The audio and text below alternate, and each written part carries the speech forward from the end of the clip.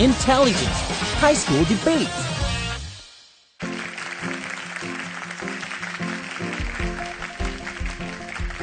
Hello and welcome back to Intelligence High School Debate. I'm your host, Seo Mi-sorang. Confidence. It's said that confidence is one of the most fundamental keys to success, yet many of us have trouble building it up. One surefire way to boost self-confidence is thorough preparation. And I hope that our students debating today are prepared for another round of fierce competition.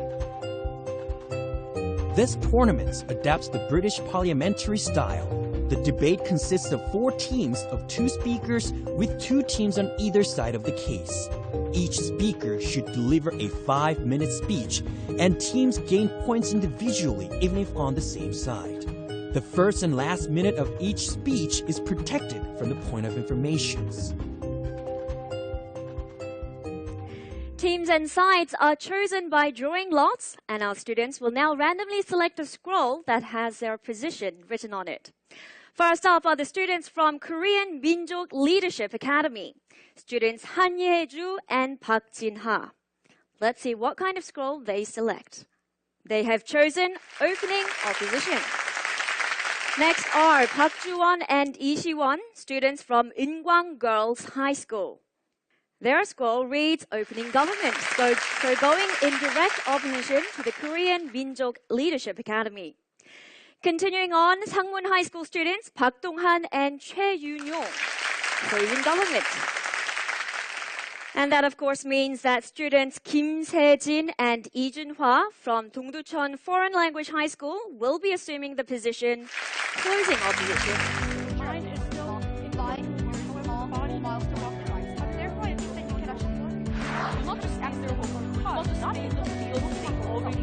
But they go out to other places. You're going to actually have a rational thinking. We are no more speaking when this kind of logic, they can be watched by other people. So even if there were problems in the party. Now let's move on to our 3 judges. First of all, we have Professor Joshua Park. And also Professor Prautas Sorasusha. And finally, author Sandeep Chilani. And last but not least, we have 50 audience judges right here in the studio, students from Kangso High School. Hello and welcome. Our audience judges, they will show their support for the speaker in the form of green lights. If they agree with the speaker, they will turn their lights on. And the number of green lights switched on will be reflected in the final results. So please make your decision carefully. Okay, that's enough from me. Let's check out the motion for today's debate. The integration of digital information with a real-world environment, augmented reality. From science fiction pipe dream to practical reality, AR games are changing the very nature of gaming these days. However, augmented reality games mean augmented security risks. Is it really safe to play these games in public places, or should they be banned? This house would ban the play of augmented reality games in public places. So should we ban the play of AR games in public? Let's hear the students. First up, the Prime Minister. Please step up to the podium. You may begin your speech at the sound of the beep. I am the Prime Minister of this debate on the motion, this House would ban the play of augmented reality games in public places. Before going on to my constructive speech, I will be defining the motion. The government would like to define ban the play as allowing the installation, however, forbidding the play. We would like to define public place as an open area in which there are many people. We would also like to define augmented reality as the technology that superimposes a computer-generated image on a user's view of the real world. I, as the Prime Minister, will be going over how it is the government's role to protect citizens from harms and dangers that could happen, and our Deputy Prime will be going over the social harms that could happen from the play of AR games in public. On August 25th, 2016, a Japanese truck driver hit 2 pedestrians while distracted on his phone playing Pokemon Go, a highly popular AR game. One of the pedestrians died. The government supports the motion, this House would ban the play of augmented reality games in public places because a fundamental role of the government is to protect its citizens from harms and dangers that could happen. Madam, Yes. given that not everyone goes through that problem, can you say that this is an exclusive cause of augmented reality games? I will be talking about the dangers of augmented reality games in augmented reality games. However, to talk about it briefly, augmented games are more dangerous than mobile games which are already in use because they are on the border of the virtual world and reality itself. And I will go on with my speech. I will explain the dangers of playing AR games in public places from two aspects, which is public places and AR games themselves. First of all, public places are different from your homes or your own backyard. A player is not familiar with the new surroundings, and therefore they do not know where the dent in the floor is, they do not know where the curb is, and therefore it can lead to many dangerous accidents. B, there are many existing people and obstacles that the player can bump into, trip over, or fall into. C, it is an open area, and therefore there is a possibility of the player straying off or wandering off into somewhere they have never been before. No, thank you. Second, I would like to talk about the dangers of AR games, which are different from mobile games. As I have talked briefly about before, it is more dangerous because mobile games only take place in the virtual world. However, AR games take place on the border of the virtual world and reality, and therefore the lines are blurred. The player's mind, no thank you, are absorbed into the virtual world while their body is still in reality. So it's basically like covering one's eyes and walking on the streets. As the example I gave, many deaths have occurred when a driver is distracted by playing an AR game. And this can be looked upon with a parallel example of drunk driving. In both cases, the AR game and alcohol creates illusions in the human brains and therefore distracts the player from thinking rationally and thinking clearly. Next. Yes. Why is that the unique characteristic of AR games? While if you're too absorbed in just only like ordinary games, you're also like forbidden to cross over a bump that is on the street. As I have said before, it is on the border of the virtual world and the reality, and therefore the mind is still in the virtual world. However, the body needs to walk around. Have you ever played Pokemon Go before? You have to walk around in reality, however, still focusing on the virtual world and the screen. Therefore, it is different from mobile games that you only have to concentrate on the screen. Next, I will talk about how the company does not take responsibility for accidents that occur during the play of games, and therefore it is the government's role to protect its citizens. Niantic, the company that made Pokemon Go, has announced that they wouldn't take responsibility for players. Therefore, the government needs to take action, especially AR games, because they are only starting to be used and played. Just like cell phones, the more cell phones are used, the more texting and driving is causing deaths, and the more it is being regulated. Therefore, we need to prevent any further harms and dangers that could be caused by AR games. To sum up, I would like to support the motion this House would ban the play of augmented reality games in public places because it is the government's role to protect citizens from harms and dangers, and clearly AR games are a harm and danger. Thank you. Okay, you may take your seat. That was the Prime Minister arguing for the motion that government should ban the play of AR games in public. So how successful was she in persuading our audience? Let's find out. I'm seeing almost half of the lights. 28 out of 50, so roughly a bit over half of our audience agree with the Prime Minister. Can the Leader of Opposition beat this? It's your turn. Madam Speaker, the only one simple liner that came from the opposing team was that it was dangerous and it was harmful, and thus the government should ban it. So I'm going to prove to you in my speech why this simple logic cannot simply be a justification for the government to step in and ban something. So first of all, ladies and gentlemen, there are many products that are harmful, classified as harmful. First of all, it can directly cause harm on oneself, like alcohol, for example. But this is not a big justification for the government to step in and ban alcohol, right? Because the government basically says, because it can cause potential harm if you misuse it and actually overuse it, you can actually control yourself and actually make it a healthy habit of yours. And secondly, where it harms others, right? Directly harm the third party and the bystanders, like smoking, for example.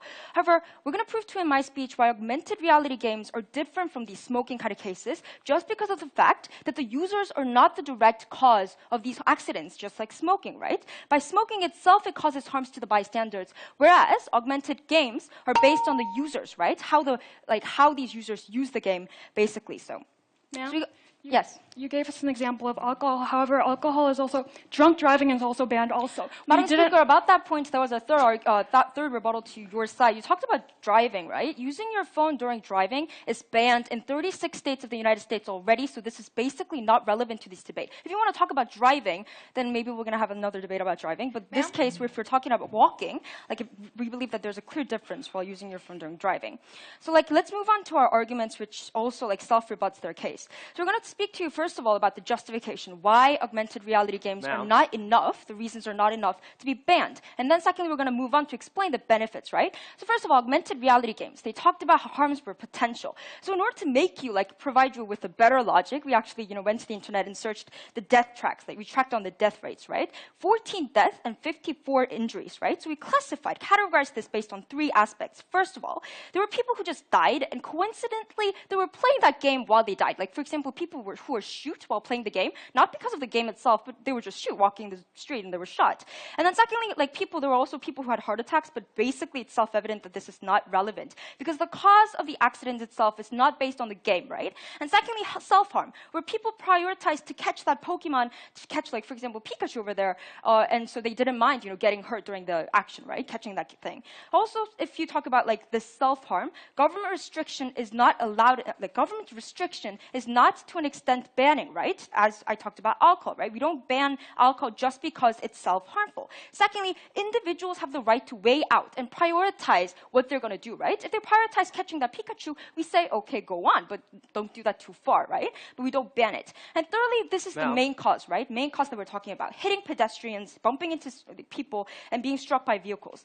Basically, Madam Speaker, these cases are different, right, from smoking, for example, because these kind of accidents are caused not because of the Pokemon Go itself, not because of these games themselves, but rather these games are caused by the misuse and unwary behaviors of the individuals themselves, right? So individuals basically bump into these people, and seeing the aspect how only 20% of these people were bumping in, we can conclude that this game does not, genetically make you bump into people, right? It's basically how people misuse this, right? So we're going to talk to you why responsibility, if the responsibility basically is not on the users, not on the games, but when the responsibility is on the users, why is this not enough for you to go on, government to intervene and ban it? Because first of all, there's such a low potential of these kind of things happening. We actually see a lot of more economic benefits that we would talk about in our second argument, rather if you ban these kind of things. Soccer, for example, in London, it causes immense amount of vandalism, right? People go crazy over soccer, but that's not enough justification for us to say, because people might go crazy, you have to not play soccer from now on. It's not enough justification. But secondly, because the arbitrary threshold is so unclear, right? Because basically how destructive the game is not a criteria or not the kind of main cause of why these games causes accidents, right? Rather, the main cause is the arbitrary negligence of individuals, right? So this differs from individuals and varies upon different cases. And thus, this is not enough reason for you to say, let's ban this. And our last argument is about the benefits, right? We told you how Pokemon Go, ruses, immense amount of economic benefits. It creates $23 billion of Japan and Nintendo companies only. And if you look at these kind of rates, economic benefits, we clearly see that the benefits outweigh the harms. And if you also think about how Pokemon Go arouses people to go out and interact with people, and because of these steps, if you have played this game, you have to go to these monuments and landmarks to find items, for example. And this actually allows you to spend money on different kind of cases, which is very uniquely beneficial because this not only gives the money to these companies. Thank you. Okay, that was the leader of opposition arguing against the motion, so arguing that government should not ban the play of AR games in public. Okay, so let's see how many of our audience judges agree. 23 out of 50, so a little bit less than the Prime Minister. So far, the opening government is leading in the total number of lights on. So let's see if the Deputy Prime Minister can continue this momentum. Please step up to the podium. Mr. Madam Speaker, since we are just children or students, I would like to ask adjudicators and the MC, when you drink or when you drink and drive, actually it's illegal, but when you drink or when you actually or sometimes smoke, you become immersed in that activity. When you drink and when you cannot actually control your intake amount, you cannot really control yourself. Why? Because even though you really, really want to control yourself and your mental and your emotion, your body cannot handle that because it's alcohol. It contains elements that actually controls your emotion and brain, which means that if you once immersed in that kind of element or in that kind of activity like drunk driving or marijuana or whatnot, you become unsensitive and you become immersed in that kind of activity. Therefore you cannot control yourself. It's like I think this is a parallel example that we can actually give into augmented reality games like Pokemon Go. You cannot control yourself even though you want to because you're so immersed in that kind of Pokemon Go game, catching Pikachus or any different characters. You become so absorbed in that game that you cannot actually even differentiate the reality and the virtual society that you're actually playing the game in. Therefore, the government definitely has an obligation to actually opt in this phenomenon and this kind of tragedy and to actually protect citizens from having potential harms and accidents, even like going to death. Moving on to my rebuttals before moving on to my substantive arguments, my first clash is about exclusiveness of AR games compared to other mobile games and other activities. They talked about how we can actually ban other mobile games if you think that those absorbing in is problem. However, I think that the mobile games, except other computer mobile games or phone mobile games, are different from actually AR games because, as I mentioned in my introduction, they do have function and very unique function and characteristics that make the users to be absorbed in that kind of game because we can actually see the real picture of the monitor. For example, if you go to CoexMall, you can actually see the picture of the CoexMall via your small mobile phone device. Therefore, I think that you can actually be really absorbed in that kind of game. Therefore, you cannot really make rational decisions once you actually opt into this game. Secondly, they talked about the logic of how smoking and drinking driving does not smoking and drinking drive it, but the very point that our lovely Prime Minister was trying to argue was that it's not just a problem of smoking or taking drugs. It's actually a problem about after they intake those drugs or after they intake those alcohol, they move out. And this is the very, very important characteristic of the Pokemon Go. When you drive and when you move, we actually require rationality, a very, very sensitive sense of your brain and your body movement. So we have to be very careful when you drive or when you move in public places, when open areas where you're not actually very familiar with it. So therefore, the point is that after you drink, it's not just about your drinking, but the point is that after you drink, you move and you drive. That's the problem when the problem starts and begins. Therefore, I believe that because Pokemon Go actually gives you the possibility and actually it requires you to make a movement, like, literally walking and running. Therefore, I believe that it is... Yes, sir? Isn't the being drunken and playing the AR game different issue because drinking makes your makes problems in the inside, and the AR is the exclusive one. So what I want to talk about is that the both thing. Yeah, it is actually definitely a different matter because something is food and something is game. But it actually ultimately, at the end of the day, it gives your body an emotion, a phenomenon, and an illusion that it actually makes your body to think that you're doing something. You're not really in a reality and you're in a virtual world. Therefore, both of the elements actually makes you to feel you're in a virtual world. Therefore, you cannot actually make different rational choices or actions or lifestyle choices. Second, they talked about how they do have, lastly, they talked about how the people of the users have a right to prioritize their own happiness. However, there is harm principle in democracy, how I will actually demonstrate in my last argument. When a certain person's action actually imposes harm to other individual, the government can actually opt into the system and make the people to stop that action. So it nicely leads to my third argument, which is about the social harms and how it triggers further crimes. Number one, it's about the direct harms that it imposes to society. It actually infringes privacy. AR games actually monitor of your phone shows the real space of the world. Therefore, you can see the body of other people. And because it looks like a camera monitor, it definitely gives a room for users to actually take hidden camera photos of other people. And taking pictures without the person's consent is definitely clear crime. Secondly, I want to talk about how it risks cyber security because you will make... Would you like to continue or would you like to end there? Can I have 10 more seconds? Okay. Thank you. Secondly, I want to talk about how it risks cybersecurity because you are going to use public cyber network when you go out. And lastly, I want to talk about how it indirect harms indirect harm because it will going to give you more because of the characteristics. There is also an example that United States teen boy actually broke into a stranger's house and actually did robbing and many crimes. Thank you. Okay.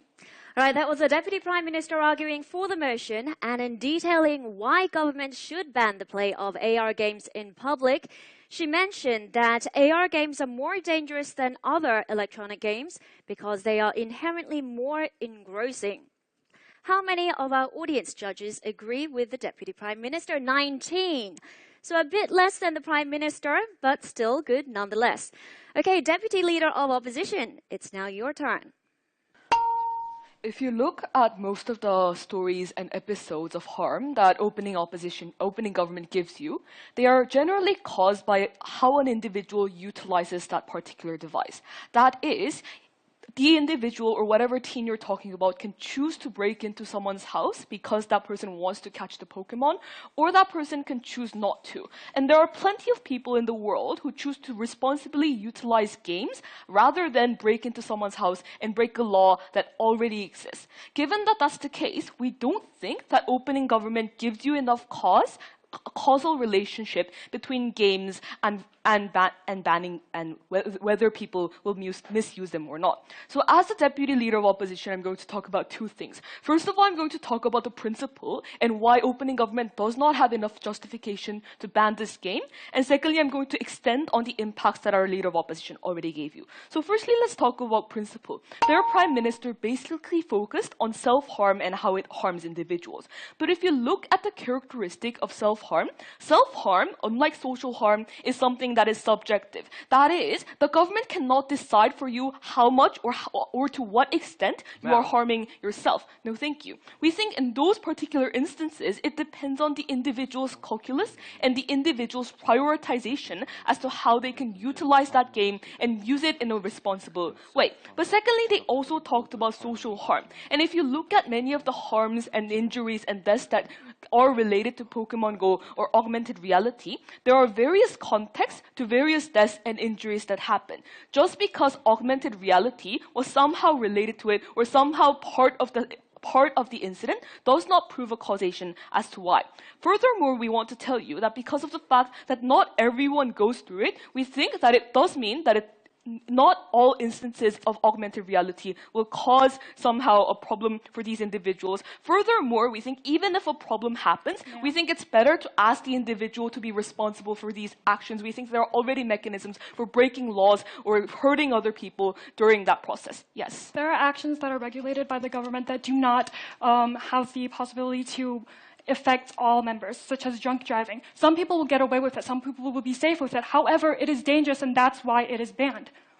We don't think that the potentials of harm for augmented reality is as comparable to drunk driving. And I'm going to extend this by saying that there's no causal relationship and there's no particular exclusiveness. Because no matter what substance of alcohol you consume, or whether you use a cigarette or not, inevitably there will be a chemical and biological harm upon your body and other people around you. But the difference about augmented reality is that just because you use it, that doesn't mean that that's going to harm everyone. It depends on how you utilize that game. That's the fundamental difference we're going to draw between those two. We don't think your exclusiveness stands. But moreover, we think that when they talk about how you can be less aware of what's happening around you, we don't think that that's the case. Because if you look at things like mobile games on a comparison, we think these are things that draw much more attention only to that particular game rather than being aware of what is reality around you. Augmented reality tells you about what reality looks like around you. These are the fundamental differences that say that mobile games are just as harmful. We don't really buy your logic there.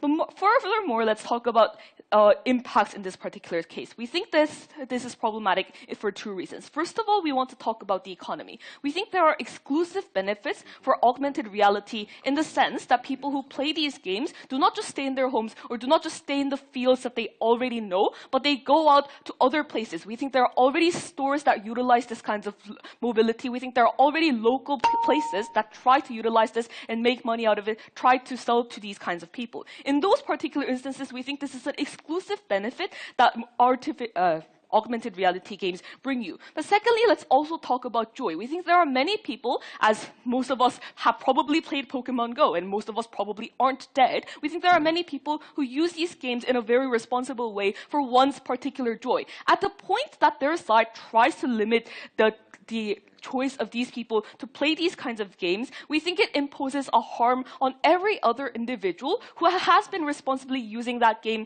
only on the expense of those who have been harmed as a result of that. And we think even if there comes some kind of damage, such as a death or an injury, because the media always goes viral about these particular instances, we think as society progresses, people will be compelled to be more careful themselves. We think this is an incentivizer for individuals to be careful, both on principle and impact. We believe we take this debate home. Thank you. All right, that was the Deputy Leader of Opposition arguing against the motion, so arguing that government should not ban the play of AR games in public. Time to find out how many of our 50 audience judges agree with the speaker. 21. Now, the magic number was 24 to beat the opening government team, but with a score of 21, currently the opening government is in the lead. And that concludes the debate for the first half of the debate today. And time to ask the judges on how they saw the debate so far. And for that, we're going to ask Professor Prauta Sorasusha all the way from Thailand.